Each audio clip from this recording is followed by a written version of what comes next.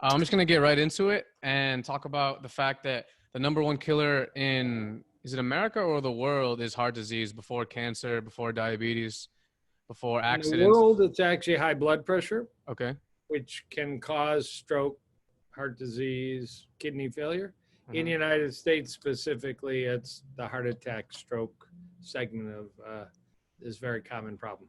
Yeah, and it kills more people than cancer, diabetes, accidents, and all of those things. Yet it's a lot of it is largely preventable. And you say in some other talk that it is possible to be 90 years old and have the arteries of a 20-year-old, stating examples like the Blue Zones, Okinawa, Japan, Loma Linda, or the Chimanay tribe, and Norway as another example. In World War II was occupied, but their deaths went down because they just didn't have the meat and the rich foods to eat anymore.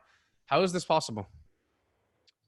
Well, so the idea that it's possible to be 90 without heart disease is not a theory. There are ways to check arteries. I have patients in my practice that are 90, we've checked, and they don't have plaque. So it is not inevitable. It's clearly more common that as time goes by, you guys, let me just point out, to start on a healthy lifestyle with a plant diet and hopefully some fitness, don't smoke and all, at 18 or 22 is perfect. No, 16, 15 is fine too. And many people raise, all healthy vegan children. That's even more amazing. But this idea, it's a statistical thing. You probably know, area under the curve.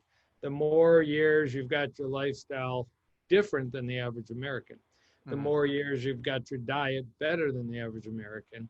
And I started at age 18 to eat all plant-based, and I've always worked out a little bit every day at least, if not more than that. Never marathons or triathlons.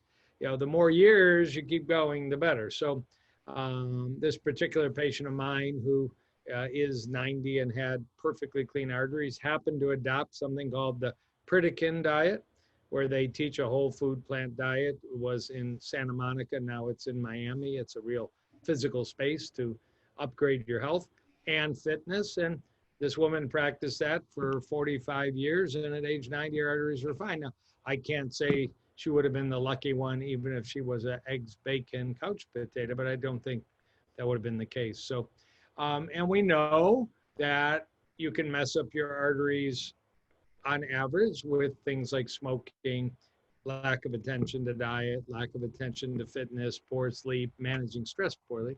And there are genetic inputs, and some people have more favorable genetics, things you can measure in the blood or cheek swabs, and Mhm. people do this like Ancestry.com, 23andMe. And some people have unfavorable genetics, and you're not trapped, but you're probably not going to come out at age 90 clean. So it just gives us hope that if we spend as much attention on managing our lifestyle as we do on planning weddings and trips and building houses, we may actually live long enough to enjoy all that longer. Then we just got to finance it so we can pay for it into our 70s, 80s, and 90s. Yeah, of course. I was gonna say how you spoke about genetics on a different interview, and you talk about how it's not necessarily genetics, but it can also be bad habits that can be passed down from generation to generation. And some estimates actually study that 93% of cardiovascular diseases are relatable to lifestyle, and only 7% are related to genes. Yeah, that number varies amongst various measurements and academics. From the least input of genetics is what you just quoted, and I'm thinking of Russell Jaffe, MD, PhD, who says it's 7 to 8% genetics and 92, 93% diet, fitness, sleep, stress, to maybe 25% maybe genetics. But that's still the bulk of it, if not, the other number, almost all of it. We use that term, your genes load the gun, but your diet and lifestyle pulls the trigger. The worst situation is having a bad genetic inheritance. You may not know it, but you can measure it if you want to, and a bad lifestyle. Still could come out okay. There's a factor of uncertainty, but it's not something you would bet on as an investment to pick somebody with that. And obviously, the best is if you knew your genetic inheritance for heart disease was favorable and you got on a good lifestyle early, you're in great shape. You better wear a bike helmet, wear a seatbelt, be careful. But then there's all those people in between that inherit some genetic risk. Those that pay attention to their lifestyle versus those that ignore it.